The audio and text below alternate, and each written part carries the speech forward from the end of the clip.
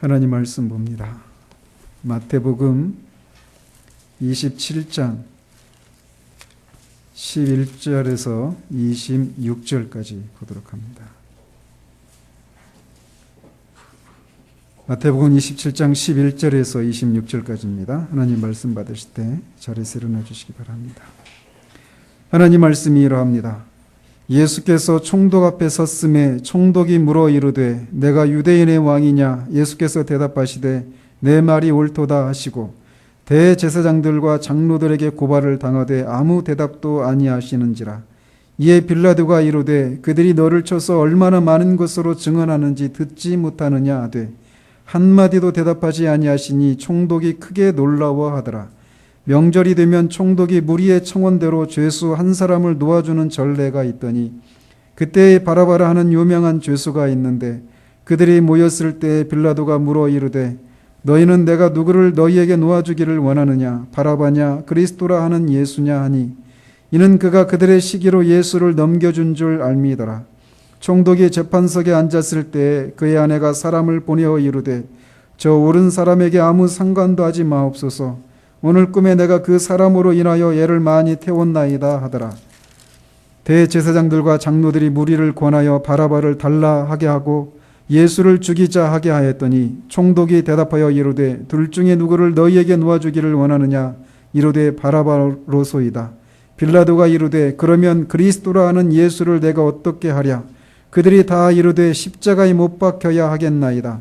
빌라도가 이르되 어찌미냐? 무슨 악한 일을 하였느냐? 그들이 더욱 소리질러 이르되 십자가에 못 박혀야 하겠나이다 하는지라. 빌라도가 아무 성과도 없이 도리어 밀란이 나려는 것을 보고 물을 가져다가 무리 앞에서 손을 씻으며 이르되 이 사람의 피에 대하여 나는 무죄하니 너희가 당하라.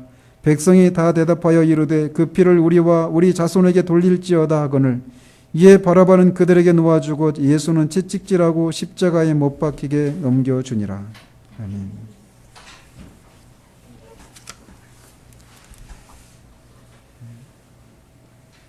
지난주에는 가룟 유다가 무죄한 예수님이 불의한 재판을 받고 사형 언도를 받는 것을 지켜보다가 양심의 가책을 인해서 자신의 잘못을 후회하다가 자살한 장면을 살펴보았습니다.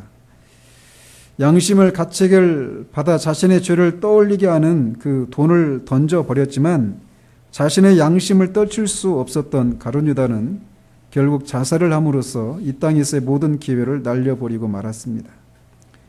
이 가룟 유다의 후회는 지옥에 있는 죄인들이 하는 후회와 일맥상통하는 후회입니다. 그러나 그 후회는 너무나 때늦은 후회였습니다. 이 가룟 유다의 마음에 있었던 그 양심의 가책을 인해서 그가 겪었던 그 갈등과 비슷한 양상의 갈등을 하는 이 한 사람을 오늘 본문 속에서 보게 됩니다. 바로 빌라도입니다.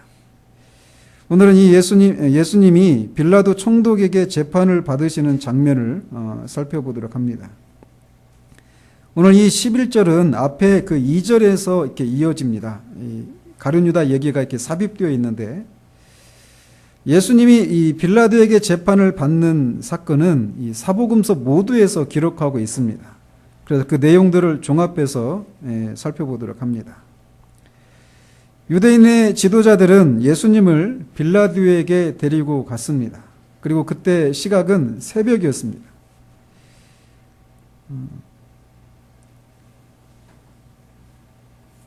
사도 요한은 이 유대인 지도자들이 이때가 6월절이기 때문에 이방인과 접촉을 하면 부정하게 되기 때문에 명절을 지킬 수가 없어요. 그래서 빌라도에게 데리고 가서 빌라도가 머무는 관저 밖에 이렇게 서 있었다고 합니다.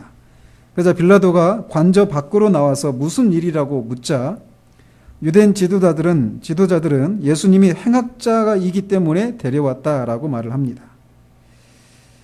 그러자 평상시에 저번에도 말씀드렸지만 유대인을 좋아하지 않았던 이 빌라도는 이 일에 말려들고 싶어 하지 않았습니다. 그래서 예수님을 자신이 재판하기 싫어서 이 사람들에게 너희가 데려가서 재판해라 이렇게 얘기합니다. 그래서 이 유대인 지도자들이 자신들에게는 사람을 죽일 권한이 없다 이렇게 대답을 하니까 빌라도가 예수님을 관저 안으로 데리고 들어가서 신문을 합니다. 당시 이 로마의 재판 과정은 오늘날과 약 비슷한데, 먼저는 그 재판관이 원고 측, 이 고소를 한 사람의 그 이유를 듣고 고소를 당한 사람에게 몇 마디 질문을 한 뒤에 이 고소를 당한 사람이 그 자기를 이렇게 변론하는 그런 과정을 필요에 따라서 몇 번 거듭하다가 배심원들의 의견을 들은 다음에 판결을 내렸다고 합니다. 그리고 그렇게 판결이 확정되면 일사천리로 그 판결이 집행이 되었다고 합니다.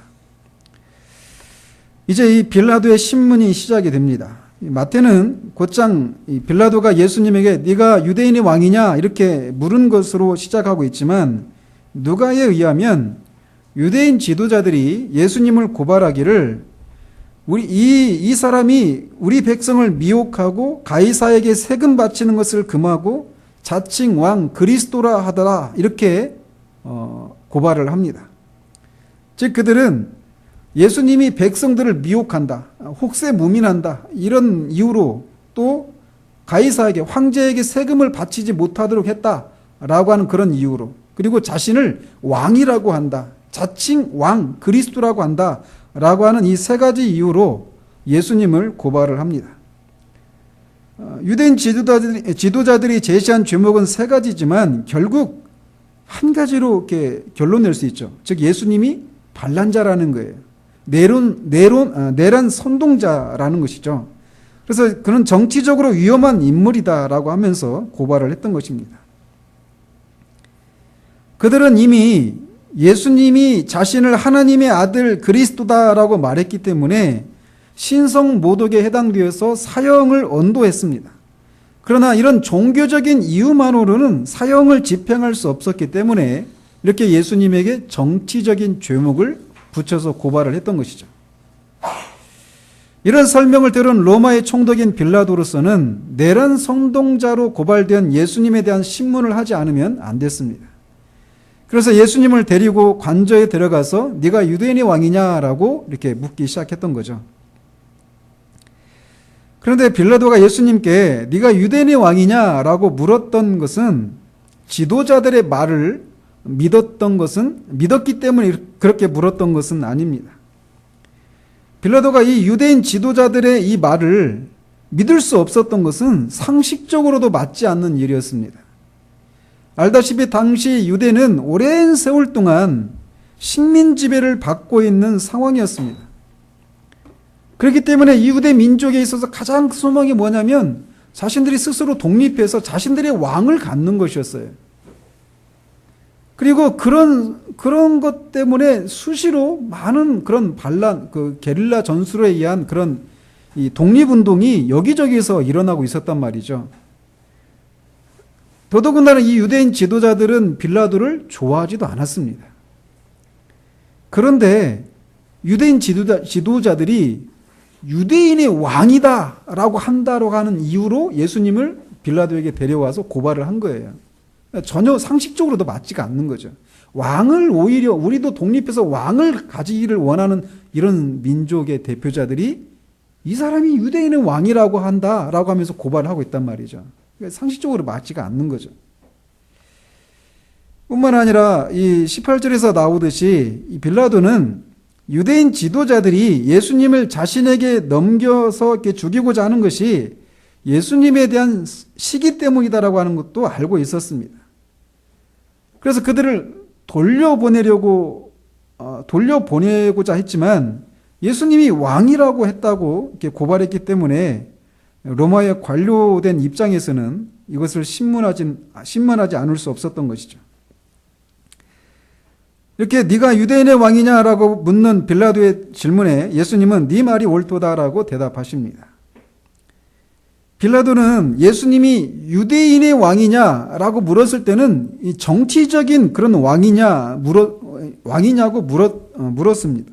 그런 반면 예수님이 자신을 유대인의 왕이다, 네 말이 옳다라고 대답하신 것은 정치적인 왕으로서의 왕을 말하는 게 아니라 세상의 구세주로서의 메시아 되심을 긍정하고 계신 것입니다. 여기서도 예수님은 이 대답이 죽을 수도 있는 대답이었지만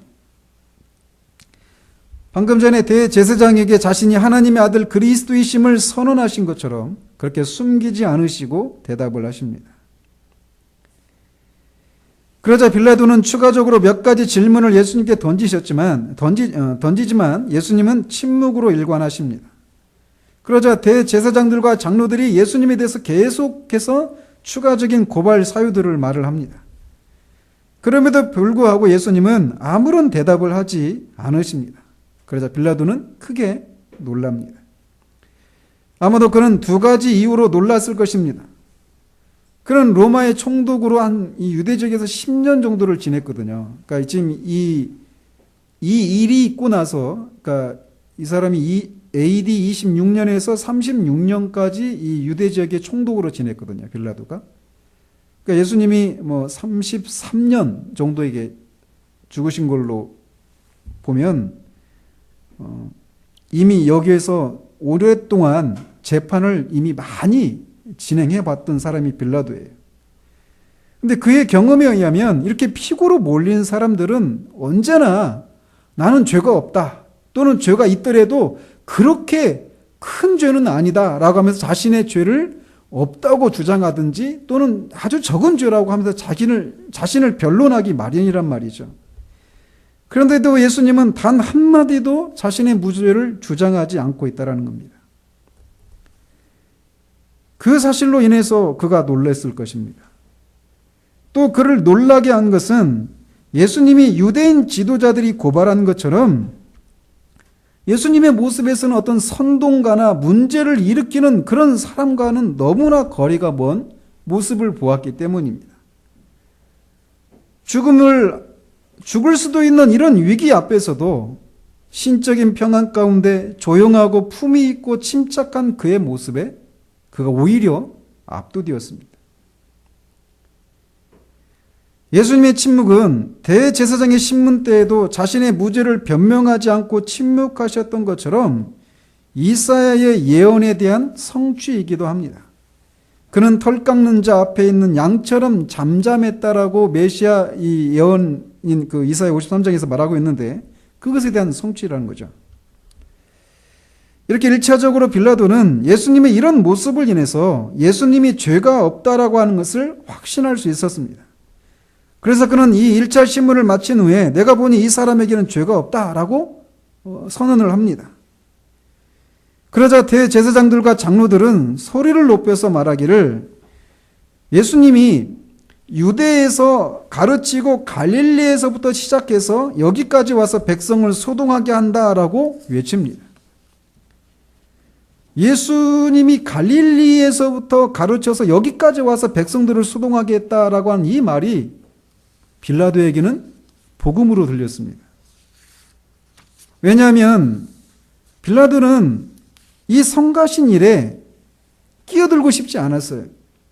더더군다나 이 유대인 지도자들과는 그 원수 관계 같은 그런 상황이었기 때문에 그들을 절대로 기쁘게 해주고 싶지 않았던 것도 있었죠.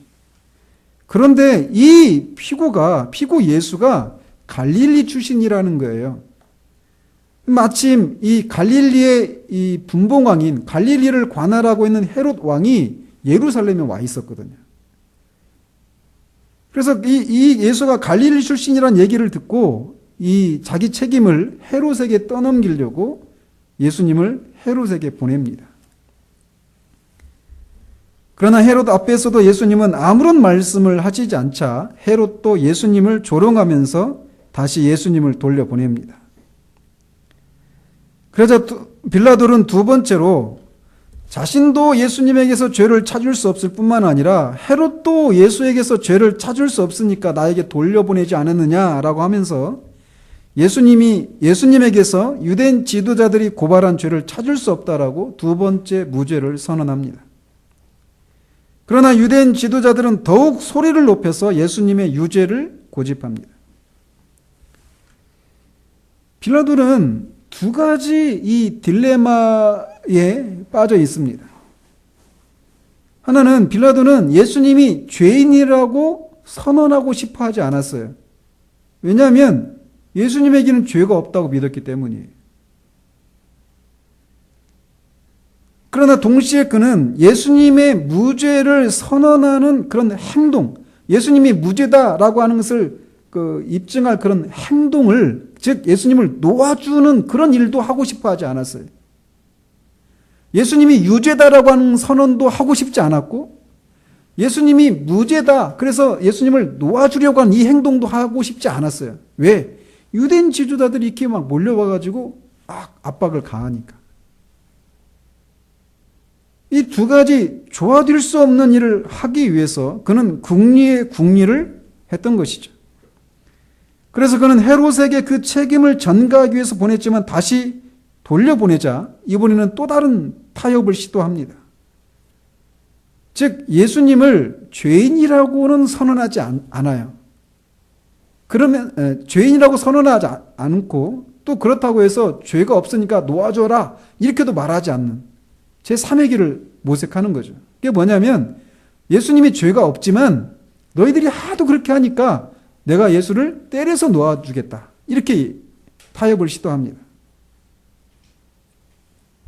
유대인들이 사형이라고 하는 이 최고형보다는 좀 덜한 그런 형으로 만족하기를 원했던 것이죠. 그러나 이런 시도도 야비한 짓입니다.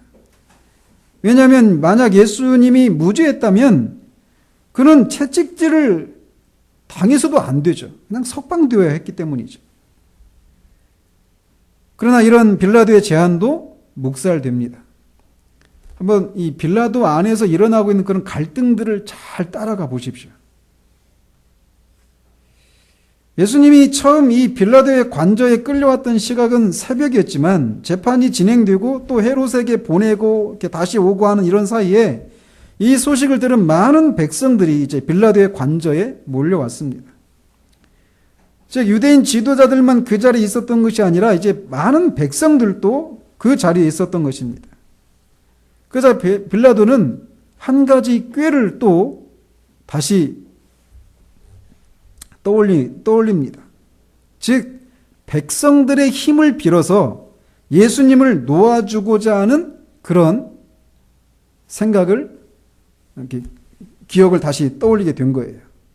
그것은 명절이 되면 총독이 죄인 중에 하나를 놓아주는 그런 전례를 이용하고자 하는 것이었습니다.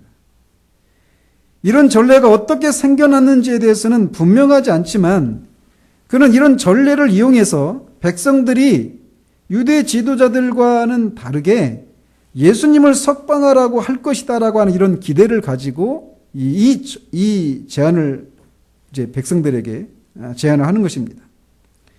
아마도 그는 이런 생각을 떠올렸을 때 속으로 쾌재를 불렀을지도 모릅니다. 그는 분명 이 빌라도는 유대인 지도자들이 예수님을 시기심 때문에 자신에게 넘겨주었다는 것을 알고 있었기 때문에 백성들에게 죄인 중에 하나를 놓아주겠다고 하면 아마 분명히 이 예수를 놓아줄 것이다 라고 하는 기대를 가지고 그들에게 이런 제안을 했던 것입니다. 당시 바라바라고 하는 유명한 강도가 있었습니다. 그런 밀란 중에 살인을 저질러서 로마 당국으로부터 정죄를 받은 매우 악명이 높은 죄수였습니다. 그런데 어떤 사본에 보면 이 바라바의 이름이 바라바라 하는 예수라고 이렇게 전해지는 사본들이 있습니다. 따라서 빌라도는 백성들에게 바라바라 하는 예수와 그리스도라 하는 예수 둘 중에 누구를 놓아주기를 원하느냐고 백성들에게 물었습니다. 말씀드린 대로 그는 백성들이 당연히 예수님을 놓아줄 것이다라고 하는 기대를 가지고 이렇게 물었습니다. 왜냐하면 불과 5일 전에 지금 이날이 금요일이잖아요.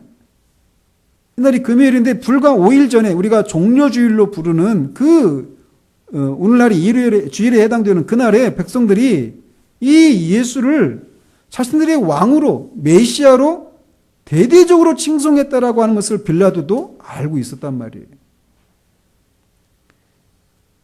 그렇게 예수님을 자신들의 구원자로 대대적으로 환영을 했던 사람들이 예수님과 비교할 수 없이 악한 이 죄수를 놓아주겠는가라고 하는 이런 기도 속에 둘 중에 누구를 놓아줄까라고 물었던 것입니다. 그는 여기서 일종의 정치력을 발휘하고 있는 거죠. 유대의 지도자들은 이 예수를 시기하고 있지만 백성들은 이 예수를 자신들의 구원자로 메시아로 환호하고 있다라고 하는, 그래서 이 백성들을 이용해서 유대의 지도자들의 그 의견을 묵살하고자 하는 이런 책략을 지금 시도하고 있는 것입니다. 그래서 이제 내가 이 성가신 일에서 벗어날 수 있을 것이다라고 하는 기대 속에 속으로는 기뻐했을 거라는 거죠. 근데 한편 여기서 그가 예수님을 그리스도 예수라고 말하고 있지 않고 그리스도라 하는 예수라고 부르고 있는 것은 그가 예수님을 그리스도라고 인정하고 있지 않다라고 하는 것을 보여줍니다. 그러면서도 혹시 몰라서, 혹시 예수가 진짜 그리스도라면 이라고 하는 일만의 어떤 보험용으로 그리스도라 하는 예수라고 부르고 있는 것을 봅니다. 빌라도의 이런 모습을 오늘날 교회 안에 있는 사람들 안에서도 봐요. 예수님에 대한 성경의 증언을 거부하기는 그렇고, 그렇다고 믿기도 그런 상황에서 일종의 보험용으로 교회를 다니는 사람들이 바로 그런 사람들이라고 할 수 있습니다. 마음 한켠에 늘 이렇게 살아서는 안 되는데, 언젠가는 결단을 해야 하는데 하면서도 결단을 하지 못하고, 그렇다고 버리지도 못한 채 인생의 나날들을 보내는 그런 사람들입니다. 그러나 언젠가는 결단을 하는 때가 옵니다. 아니, 와야만 합니다. 한편 이 빌라도의 이런 제안에 아마도 유대 지도자들과 백성들 사이에 갑론을박이 있었을 것입니다. 예수를 놓아줘야 한다라고 하는 의견과 바라바를 놓아줘야 한다는 의견이 서로 충돌을 했을 거예요. 그러는 사이에 돌발 상황이 일어납니다. 그것은 빌라도가 재판 자리에 앉아 있는 사이에 빌라도의 아내가 사람을 보내서 말하기를, 저 옳은 사람에게 아무 상관도 하지 마옵소서. 오늘 꿈에 내가 그 사람으로 인하여서 애를 많이 태웠나이다 라고 하는 이런 전가를 받은 거예요. 빌라도의 아내는 예수님을 가리켜서 저 옳은 사람이라고 불렀습니다. 근데 이 옳은 사람이라고 하는 이런 표현은 전혀 흠이 없다라고 하는 말입니다. 그래서 이 거룩한 예언자나 메시아에게만 사용되는 유대인의 관용적인 표현이었습니다. 그냥 단순히 어떤 그 법적인 그런 의미 정도가 아니었단 말이에요.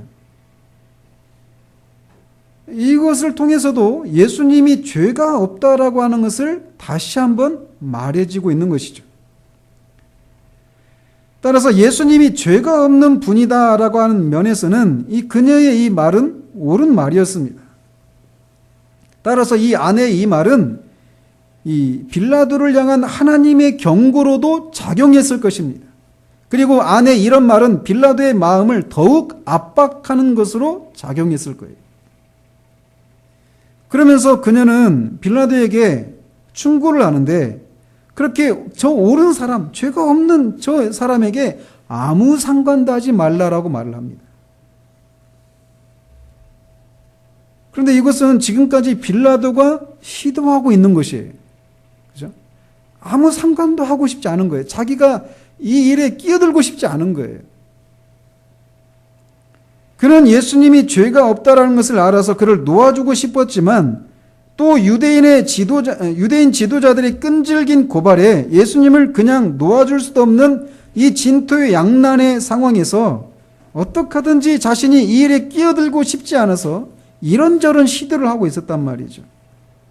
그런데 자신의 아내도 지금 그런 자신이 하고 있는 그런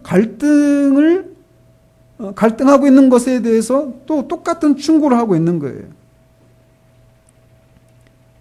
그의 충고는 그래서 옳지 않은 충고였던 거죠.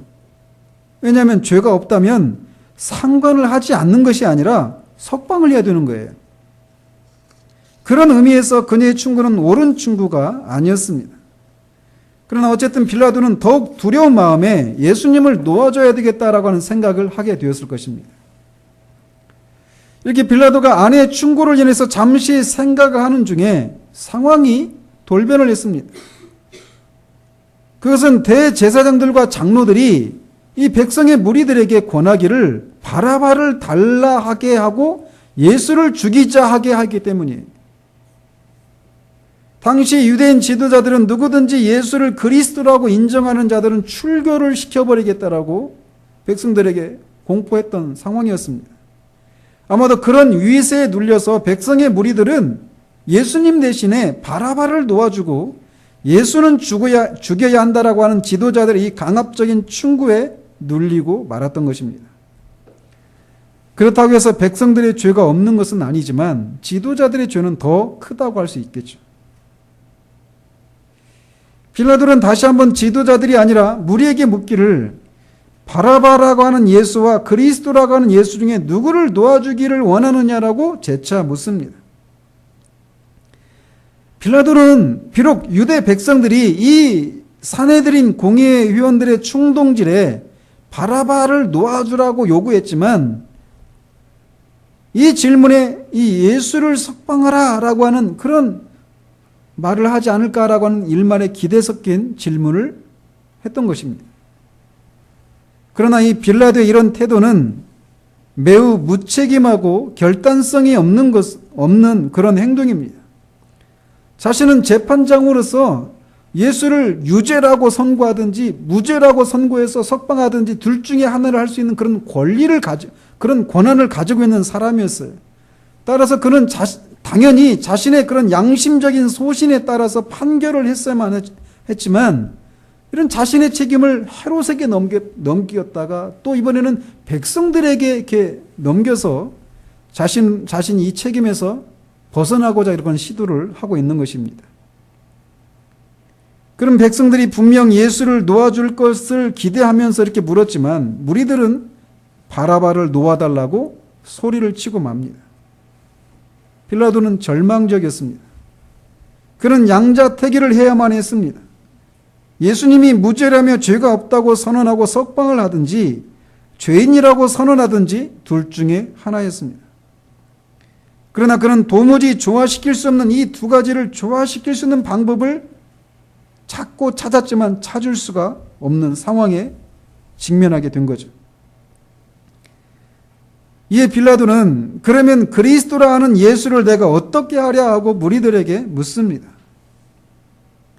여전히 그는 조화시킬 수 없는 이 두 가지 선택 사이에서 스스로 결단하지 못하고 그 책임을 백성들에게 넘기고 있는 것입니다. 남들이 대신 판결을 해줘서 자신의 책임을 면하고자 하는 그런 기대를 가지고 이렇게 묻고 있는 것이죠. 그러나 그의 마지막 기대는 철저히 무산되고 맙니다. 백성들은 예수를 십자가에 못 박아야 한다고 외치기 시작을 합니다. 우리가 다음 주에 십자가형에 대해서 설명하겠지만 로마인들에게 십자가형은 너무나 끔찍한 것이었습니다. 가장 극악한 죄인에게 내리는 형벌이 십자가형이었는데 백성들이 그 끔찍한 십자가의 예수를 못 보라고 소리를 지르고 있는 거예요. 그러자 빌라도는 어찌미냐 무슨 악한 일을 하였느냐라고 묻습니다.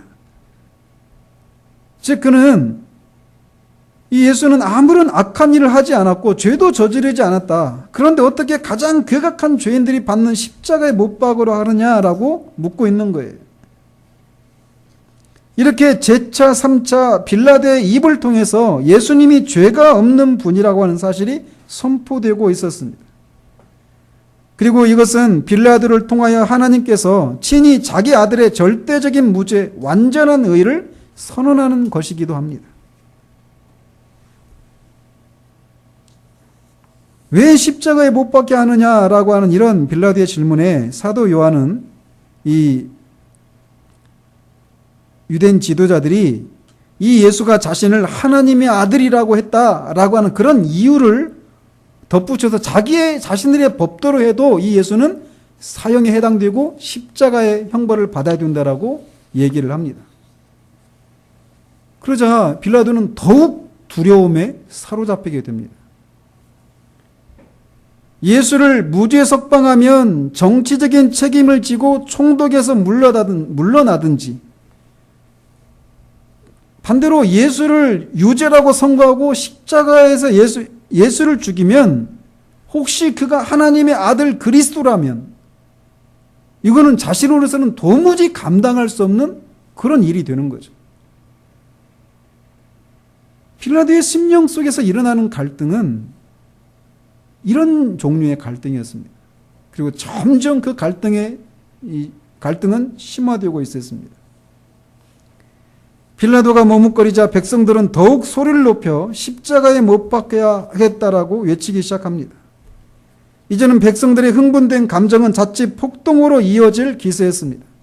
그러자 빌라도는 자신의 시도가 아무런 효력을 발휘하지 못하고 오히려 밀란이 일어나려고 하자 물을 가져다가 무리 앞에서 자신의 손을 씻으면서 이 사람의 피에 대해서 자신은 무죄하다. 그러니까 너희가 당하라 라고 말을 합니다. 물에 손을 씻어서 자신의 무죄를 주장하는 관습이 어디에서 유래한 것인지 모르지만 유대인들은 그 의미를 알았어요. 그리고 그는 결국 예수님에게 십자가형을 언도하는 것을 택하고 맙니다. 빌라도가 자신은 예수를 죽이는 일에 무지하다고 했지만, 그래서 그가 물에 자신의 손을 씻는 것으로 자신의 무죄를 입증하려고 했지만 그의 양심과 하나님의 법정에서 그가 죄가 없다고 하지 않는다라는 겁니다. 그래서 그는 영원토록 매 예배 때마다 정죄받은 이름으로 되뇌이는 그런 죄를 저지르고 맙니다. 이에 백성들이 다 대답하여 이르기를 그 피를 우리와 우리 자손에게 돌릴지어다라고 외칩니다. 이것은 얼마나 무서운 일입니까? 예수를 죽인 이 피에 대해서 우리뿐만 아니라 우리 자손들에게도 그 피값을 돌려라 라고 하면서 예수를 죽이라고 외쳤던 것입니다. 이렇게 유대 백성은 메시아를 공개적으로 거절함으로써 더 이상 특별한 의미로서 하나님의 백성이 되지 못하게 됩니다. 물론 그렇다고 해서 이 말이 유대인들과 이 하나님과 관계가 완전히 끊어져서 그들은 더 이상 구원을 받지 못한다라고 하는 말은 아니에요. 그들 중에도 분명히 남은 자들은 구원을 받을 것이고 주님의 재림을 앞두고는 더 대대적인 그런 회심의 역사가 일어나겠지만 구약에서와 같은 하나님의 백성으로서의 그런 이스라엘 국가, 유대인이라고 하는 그런 지위를 상실했다라는 것입니다. 그런데 세대주의자들은 주님의 재림을 앞두고 이스라엘이 다시금 이 구약의 옛 지위를 회복하고 예루살렘의 천년왕국이 건설될 것이라고 주장합니다. 이것은 성경적인 주장이 아니에요. 우리나라는 이런 세대주의적인 신학이 아주 팽배합니다. 어젠가 이렇게 뉴스에 보니까 지금 막 광장에서 막 그 양진혁이 그 집회를 하고 있잖아요. 이 탄핵을 반대하는 집회에 성조기, 미국 국기를 이제 국기뿐만 아니라 이스라엘 국기도 등장을 했대요. 그 얘기를 듣고 이 생각이 딱 떠오르더라고요.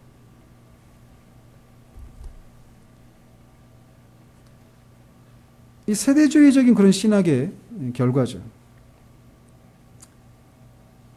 한편 이 무죄한 이 메시아의 죄를 흘리게 한 데 대한 하나님의 심판과 저주를 기꺼이 받아들이겠다. 우리뿐만 아니라 우리 자손들에게도 그 하나님의 심판과 저주를 기꺼이 받아들이겠다 라고 했던 그 말대로 유대인들은 가까운 시일에는 AD 70년에 예루살렘 성이 끔찍하게 추요를 맞이하는 것, 그리고 그 이후에 끝없는 유랑생활, 2차 세계대전의 그 600만 명의 홀로코스트, 이런 것들이 이런 것과 무관하지 않다라는 것입니다. 이것은 히브리서 10장 29절에 하물며 하나님의 아들을 짓밟고 자기를 거룩하게 한 언약의 피를 부정한 것으로 여기고 은혜의 성령을 욕되게 하는 자가 당연히 받을 형벌을 얼마나 더 무겁겠느냐 라고 하는 말씀을 떠올리게 하는 것입니다. 이런 백성들의 요구에 빌라도는 바라바는 놓아주고 예수는 채찍질하고 십자가에 못 박히게 넘겨줍니다. 누가는 이 과정을 좀 더 자세하게 전하고 있는데 그들이 큰 소리로 재촉하며 십자가에 못 박기를 구하니 그들의 소리가 이겼다라고 말을 합니다. 그러자 빌라도가 그들이 구하는 대로 하기를 언도하고 예수를 넘겨줘 그들의 뜻대로 하게 했다라고 말을 하고 있습니다. 무리들의 이 외침, 무리들의 그 요구, 무리들의 그 뜻에 빌라도는 연약하게도 항복하고 말았던 것입니다. 그는 한편에는 예수를 놓고자 했지만, 석방하고자 했지만 또 한편에는 무리에게 만족을 주고자 했습니다. 도무지 이 두 가지를 같이 만족시킬 수는 없어요. 결국은 군중이 이겼습니다. 군중이 이긴 결정적인 이유는 이렇습니다. 이 사람을 도우면 가이사의 충신이 아니니이다. 무릇 자기를 왕이라 하는 자는 가이사를 반역하는 것이니이다. 이 말이 빌라도의 마음에 일어난 모든 갈등을 종식시키고 말았습니다. 그는 그때 이미 두세 가지 사건으로 이 당시 황제인 디베리오하고 불편한 관계에 있었다고 합니다. 따라서 그는 또 다른 이런 불편한 일을 택할 수가 없었던 것입니다. 그래서 결국 그는 원칙과 소신을 따르지 못하고 타협하고 말았던 것입니다. 분명히 예수님은 무죄였습니다. 따라서 공의에 입각해서 그는 마땅히 석방되어야 했습니다. 하지만 그는 무죄한 자를 유죄로 선언할 뿐만 아니라 십자가의 죽음에 넘겨주고 말았습니다. 만약 빌라도가 예수님의 결백과 공의로움을 옹호함으로써 백성의 뜻을 부정했다면, 그래서 폭동이 일어나고 폭동의 원인이 반란을 선동한 유대인의 왕이라는 자를 죽이지 않은 것 때문이라고 로마 로마 정부에 알려진다면, 그렇지 않아도 불안한 그의 입지는 흔들리고 말았을 거예요. 그는 그것이 더 두려웠습니다. 그는 명예와 야망 사이에서, 원칙과 편의 사이에서 야망과 편의를 택하고 말았던 것입니다. 자신의 이런 비겁한 선택을 송사하는 양심의 소리보다 그것을 합리화하는 목소리가 이겼던 것입니다. 그는 비겁했기 때문에 타협으로 끝내고 말았습니다. 따라서 그는 정죄를 받아 마땅합니다. 그런데 우리는 이 빌라도의 이런 모습에서 종종 우리의 모습을 보기도 합니다. 우리는 그리스도께 전심으로 헌신했을 때 오는 고통을 피하기 위해서 우리도 역시 편리한 핑계를 찾는 경우가 있다라는 거예요. 그래서 우리는 빌라도처럼 그 스스로 결단해야 되는데 그 결단을 다른 사람에게 넘기거나 마지못해 타협하는 쪽을 택하기도 하고, 나는 하기를 원하지 않았지만 어쩔 수 없이 할 수밖에 없었다라고 하는 이런 식의 행동을 취한다든지, 아니면 공적으로는 충성을 다짐하면서도 동시에 마음속으로는 그를 부인하는 그런 일을 우리도 한단 말이죠. 빌라도가 그리스도라 하는 예수라고 이렇게 부르는 것처럼 일종의 보험용으로 신앙행위를 하는 경우들이 있다라는 거예요. 마음 한쪽에는 둘 중에 하나를 택해야 한다는 생각을 가지면서도 빌라도처럼 그 선택을 다른 사람에게 맡기듯이 어쩔 수 없이 예수를 믿어버리게 되는 일이 일어나기를 기다리면서 둘 사이에서 갈등하는 경우들이 있습니다. 그러나 그런 날은 오지 않아요. 탕자가 자신의 처지를 돌아보며 자신의 죄악을 깨닫는 후에 스스로 돌이켜 스스로 일어나서 아버지의 집을 향한 것처럼 우리는 스스로 결단해야 한다는 거예요. 남이 해주기를, 또는 내가 어쩔 수 없이 예수를 믿을 수밖에 없는 그런 일이 일어나기를 기다리며 갈등해서는 안 된다는 겁니다. 다시 한번 말씀드리지만 빌라도의 이런 갈등의 과정을 통해서 거듭해서 드러난 사실은 예수님이 무죄였다는 사실입니다.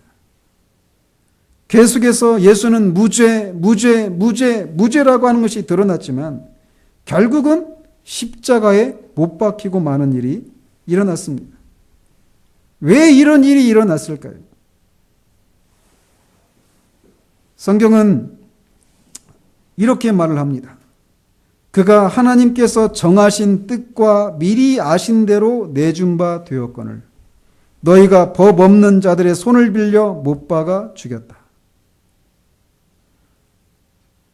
이 유대인 지도자들과 백성들이 예수를 십자가에 못 박으라고 강요하고 요구해서 법 없는 자인 이방인인 이 빌라도가 결국 예수를 십자가에 못 박았지만 그 겉으로 드러난 일들은 그런 사람들의 죄악과 이 불의에 의해서 예수님이 십자가에 못 박혔지만 그 일이 일어나게 된 근본적인 그 뿌리에는 하나님께서 그것을 정하셨다라는 거예요.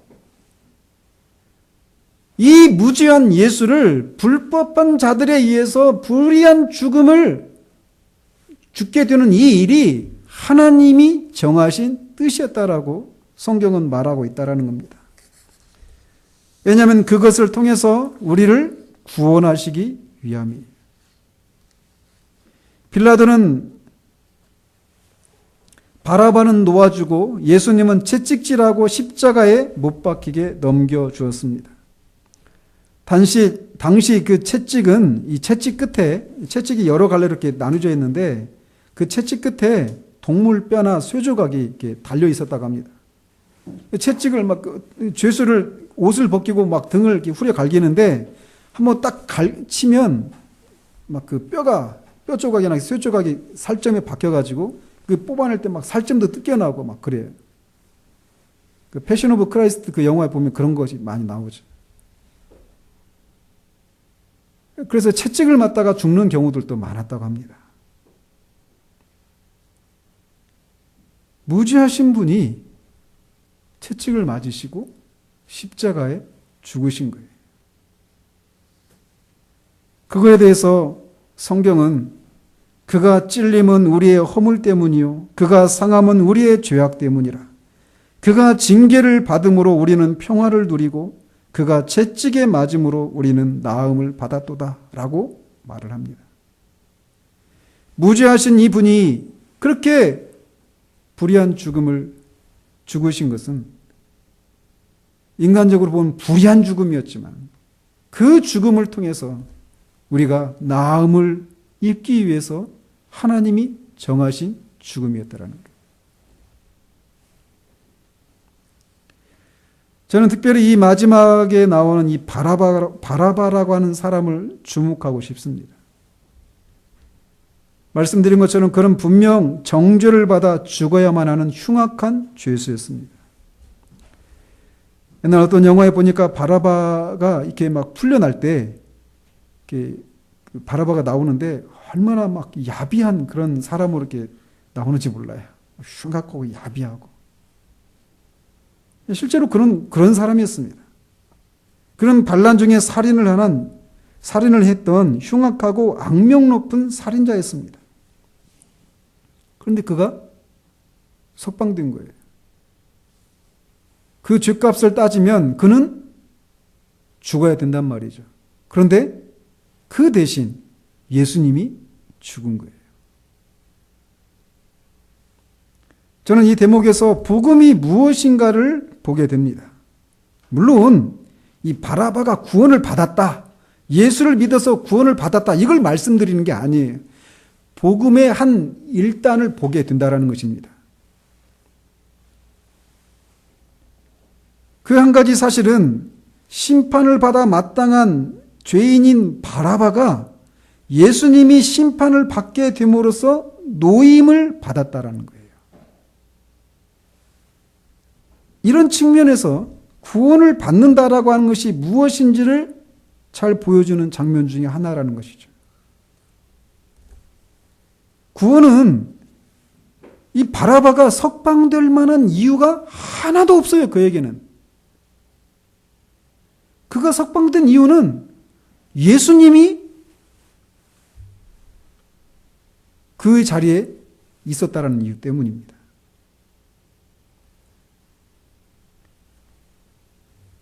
구원은 내가 구원받을 만한 무엇이 있어서 구원을 받는 것이 아니라 그리스도께서 대신 내 죄를 속했기 때문에 그를 믿음으로 구원을 받는 것입니다.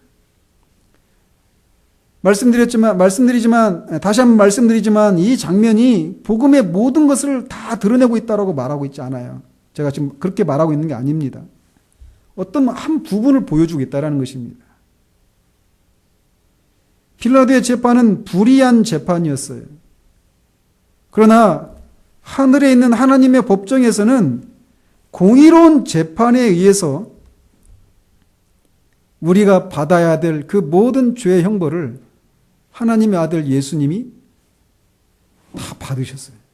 그리고 그 핏값으로 우리의 죄를 사해 주셨습니다.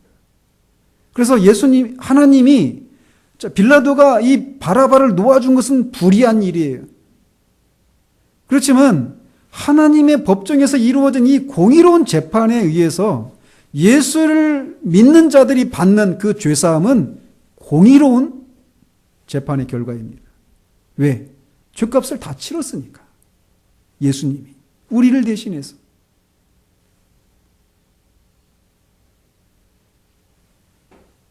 그래서 예수님이 우리를 대신해서 죄값을 다 치르셨다라고 하는 그 사실을 성경이 말하고 있고 그것을 공의로운 재판이다라고 하는 그 증거로 예수님이 부활하시고 하나님 보좌 우편에 앉아 계셔요.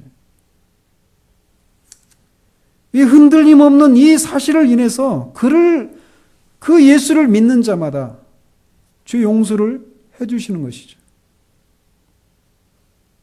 그런데 이제 제가 사람들을 만나다 보면 이런 고민을 하는 사람들을 봅니다. 이 대목에서. 왜냐하면 자신이 죄인이라고 하는 것도 인정을 해요. 그리고 내가 이 죄의 용서를 받아야 된다는 것도 인정을 합니다. 그런데 내 죄를 용서받기 위해서 내가 아무리 노력을 해도 기도하고 어떤 선한 삶을 살고 열심을 내어도 그 죄를 내가 그런 노력으로 그런 선행으로 죄를 사함받을 수가 없다라고 하는 것도 인정을 합니다. 그래서 예수님을 믿어서 구원을 받아야 된다라고 하는 것도 인정을 해요. 심지어는. 그런데 문제는 내가 구원받고 싶은데 여전히 내 안에 죄가 있다라는 거예요. 그러니까 이 죄를 용서받고 싶은데 여전히 죄를 가지고 있는 거예요. 그러니까 예수님을 믿으라고 하는 이 말이 그들에게 선뜻 다가오지 않는 거예요. 끊임없이 예수를 믿으면 죄 용서받는다. 이거를 인정하고까지 합니다. 그런데도 여전히 그들의 마음이 그 그리스도의 십자가를 붙들지 못하는 거예요. 왜냐? 자신 안에 있는 죄 때문에 그래요. 여전히 자기는 죄를 지었고 지금도 짓고 있어요. 그러니까 그 예수님을 믿으려면 내 안에 있는 뭔가 이 죄와 관련된 이런 변화들이 있어야 되는데 없는 거예요. 여전히 죄가 있는 거예요. 그러니까 예수님을 붙잡지를 못하는 거예요. 그런데 보십시오. 다시 미리 높아신 말씀드리지만 바라바가 노임받은 것은 그가 구원을 받았다라고 하는 것을 말해주는 사건이 아니에요. 그런데 복음에 어떤 한 일면이 담겨 있다라는 겁니다. 그 중에 하나가 무엇이냐면 아까 말한 것처럼 그가 정죄를 받아야 되는데 노임을 받았다라는 거예요. 대신 이 대속에 의한 구원이라고 하는 한 부분이 있다라는 겁니다. 그리고 또 하나는 뭐냐면 바라바가 노임을 받았어요. 바라바에게 그런 죄가 없었습니까? 노임 받을 때? 여전히 있었어요.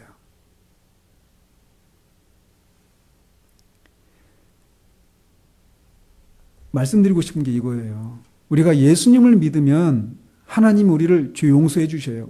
그리고 우리를 의롭다고 해 주십니다. 그런데 사람들이 갖고 있는 어려움 중에 하나가 무엇이냐면 나는 여전히 죄인이라는 거예요.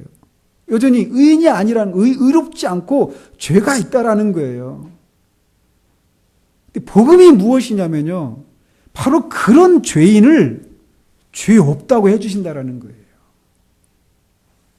죄가 여전히 있는데, 나는 여전히 죄인인데, 그 죄인된 나를 대신해서 예수님이 내가 받아야 될 죄값을 다 치렀다라는 거예요. 그래서 칭의는 뭐냐면요. 죄인을 의롭다고 해주시는 거예요. 죄가 없는 자를 의롭다고 해주시는 것이 아니라 죄가 있는 죄인을 의롭다고 해주시는 거예요. 무엇에 근거해서? 그 죄인이 받아야 될 그 죄값을 예수님이 다 받으셨다라고 하는, 갚으셨다라고 하는 그 그리스도의 의에 근거해서 그 그리스도의 그 의를 그 죄인의 것으로 인정해 주시는 거예요. 여겨주시는 거예요. 저는 저 자신도 그렇지만 많은 사람들이 이 부분에서 예수님을 믿는 거에 대해서 계속해서 복음을 듣고 있으면서도 계속해서 그 문제에 어려움을 겪고 있는 경우들을 봅니다. 기억하십시오.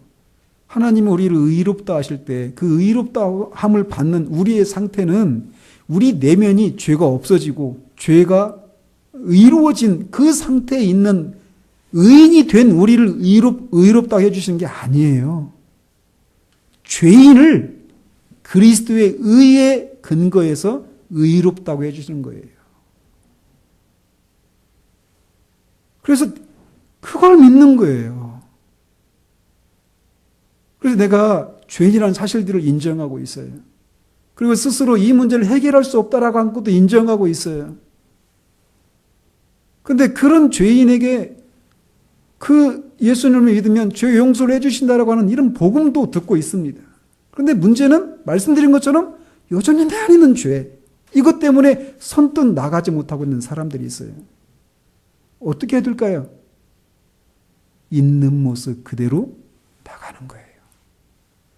그렇습니다. 하나님, 나는 죄인입니다. 여전히 내 안에 죄가 있고 죄를 저질렀고 여전히 죄가 있고 죄를 또 짓고 있습니다. 벗어날 수도 없습니다. 그런데 이런 나를 위해서 예수님이 내가 받아야 될 그 모든 죄값을 십자가에서 다 받으셨습니다. 성찬이 보여주는 게 그거예요. 말해주는 게. 그 사실을 믿고 있는 모습 그대로 나가는 거예요. 그 예수를 붙잡는 겁니다. 왜? 하나님이 그렇게 말씀하셨거든요. 거짓말하실 수 없는 하나님이 그렇게 말씀하셨단 말이에요. 그래서 그 사실을 믿고 있는 모습 그대로 나갈 때 하나님이 우리를 죄 용서해 주십니다. 그때 우리에게 사유하심의 은혜가 임하는 거예요. 이 부분을 잘 생각해 보십시오. 정말 많은 사람들이 제가 볼 때 이 부분에서 어려움을 겪고 있어요. 다 인정한다니까요. 죄인인 것을.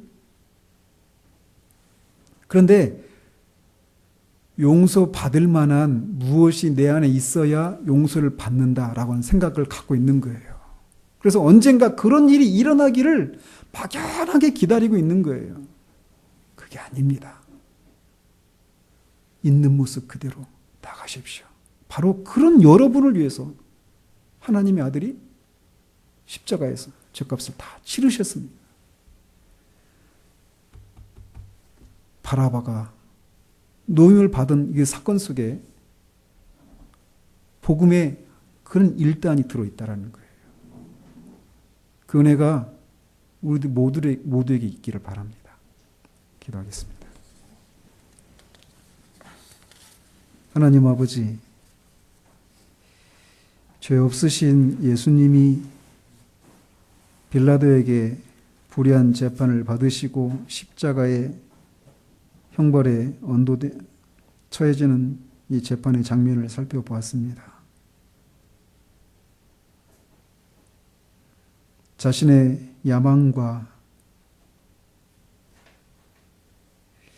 명예와 원칙을 따르고자 하는 그 사이에서 갈등했던 빌라도, 양자택일을 해야 되는데 스스로 선택하지 못하고 다른 사람에게 그 책임을 떠넘기거나 어쩔 수 없이 자신이 선택할 수밖에 없는 그런 일이 일어나기를 기다리며 막연하게 이 문제에 직면하지 않으려 했던 이 빌라도와 같은 모습들이 우리들 가운데도 종종 발견됩니다. 예수님을 따르며 예수님이 받으셨던 그 고난과 또 예수님이 걸으셨던 그 삶의 모습을 살아가든지 아니면 타협하든지 둘 중에 하나인데 하나님을 기쁘시게 할 것인지 나를 기쁘게 할 것인지 이 두 가지를 동시에 할 수 있는 제3의 길은 없을까라고 하는 것을 모색하며 오랜 시간을 낭비하는 그런 일들이 우리들 가운데는 없기를 소원합니다.